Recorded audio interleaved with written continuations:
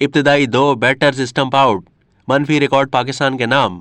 कौमी टीम ने न्यूजीलैंड के खिलाफ पहले टेस्ट मैच के पहले ही दिन इब्तिदाई बल्लेबाजों के गैर जिम्मेदाराना खेल के सबब एक मनफी रिकॉर्ड अपने नाम कर लिया। कराची में खेले जा रहे सीरीज के पहले टेस्ट मैच में पाकिस्तान ने टॉस जीतकर पहले बैटिंग करने का फैसला किया।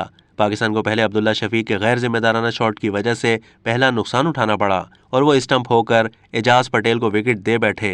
शान मसूद ने भी साथी खिलाड़ी की गलती से सबक ना सीखा और गैर जरूरी तौर पर कदमों का इस्तेमाल करते हुए माइकल ब्रेसवेल की गेंद पर स्टंप होकर पवेलियन की राह ली। इन दोनों खिलाड़ियों के इस तरह आउट होने के नतीजे में पाकिस्तान ने टेस्ट क्रिकेट का बदतरीन रिकॉर्ड अपने नाम कर लिया।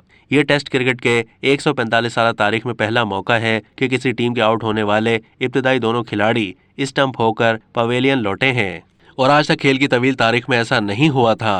इस रिकॉर्ड के साथ अब्दुल्ला शफीक और शान मसूद के साथ साथ स्टंप करने वाले कीवी विकेट कीपर टॉम बिलेंडल ने भी अपना नाम तारीख में दर्ज करा लिया। अब तक के लिए इतना ही। मजीद मालूमात के लिए डेली जंग के यूट्यूब चैनल को सब्सक्राइब कीजिए।